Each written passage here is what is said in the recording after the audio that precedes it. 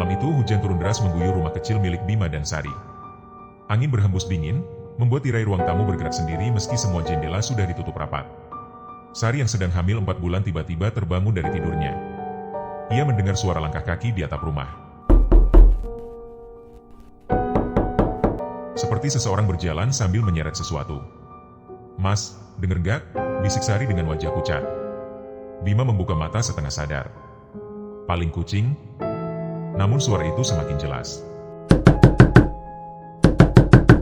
Lalu terdengar suara perempuan tertawa lirih. Sari langsung memeluk lengan Bima. Jantungnya berdegup cepat. Belum sempat Bima bangun, lampu kamar tiba-tiba mati.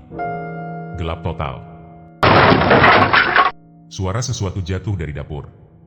Bima segera mengambil senter ponselnya dan berjalan perlahan menuju dapur.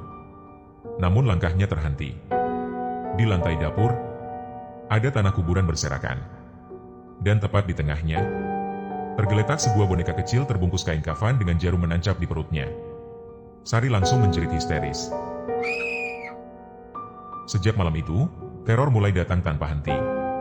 Sari sering muntah darah. Tubuhnya mendadak penuh lebam hitam seperti bekas cekikan. Kadang saat tengah malam, ia melihat sosok perempuan berambut panjang berdiri di depan kamar sambil menggendong bayi gosong. Namun ketika lampu dinyalakan, sosok itu hilang. Bima mulai curiga. Semua kejadian itu terasa terlalu terarah.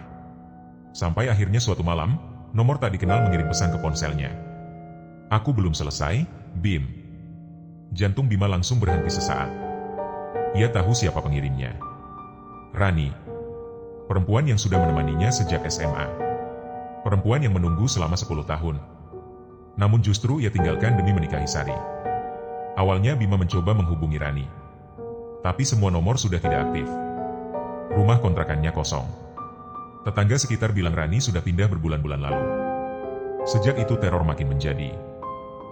Setiap pukul 3 pagi, selalu terdengar suara tangisan bayi dari belakang rumah. Padahal rumah mereka tidak punya tetangga yang memiliki bayi. Sampai pada suatu malam, Sari mendadak kejang hebat di kamar mandi. Darah mengalir deras dari bawah tubuhnya. "Mas, sakit mas?" Bima panik. Ia segera membawa Sari ke rumah sakit. Namun semuanya terlambat. Anak pertama mereka tidak berhasil diselamatkan. Usia kandungan itu baru 4 bulan. Sari menangis histeris sepanjang malam. Sedangkan Bima hanya diam. Tatapannya kosong. Namun di dalam hatinya, ia tahu ini bukan musibah biasa. Ini santet. Dan seseorang memang ingin menghancurkan keluarganya. Karena sudah muak dan ketakutan, Bima akhirnya mendatangi seorang paranormal tua bernama Abah Seno. Rumah Abah berada di ujung desa, dekat pemakaman bambu tua. Saat pertama kali melihat Bima, wajah Abah langsung berubah tegang. "Kalian telat datang," ucapnya pelan. Abah lalu masuk rumah Bima sambil membawa tas kain hitam berisi berbagai benda ritual. Belum 5 menit berada di dalam rumah, Abah berhenti tepat di depan kamar utama. Ia menatap lemari kayu di sudut ruangan. Di sini, Bima dan Sari saling berpandangan bingung. Abah membuka lemari perlahan, lalu membongkar bagian bawahnya. Dan betapa terkejutnya mereka. Di sana terdapat buntalan kain hitam penuh rambut, paku karat, darah kering, dan foto pernikahan Bima Sari yang sudah ditusuk jarum. Sari langsung lemas. "Itu buhul santet," kata Abah serius. Abah segera membakar benda itu di halaman rumah. Api menyala hijau. Dan dari dalam kobaran api terdengar suara perempuan menjerit panjang. Malam itu juga teror di rumah mulai berhenti.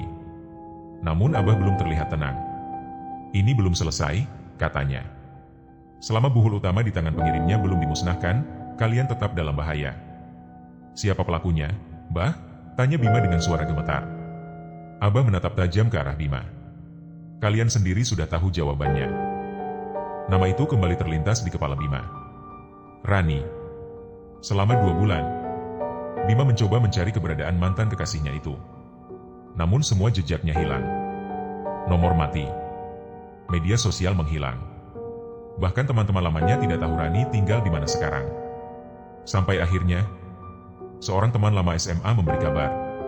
Rani terlihat tinggal di sebuah rumah tua di desa terpencil pinggir hutan. Tempat yang bahkan sinyal ponsel pun sulit masuk. Malam itu, Bima, Sari, dan Abah Seno bersiap berangkat. Namun sebelum pergi, Abah berkata pelan, kalau benar dia sudah menyerahkan dirinya pada ilmu hitam, bisa jadi yang kita hadapi nanti bukan lagi Rani,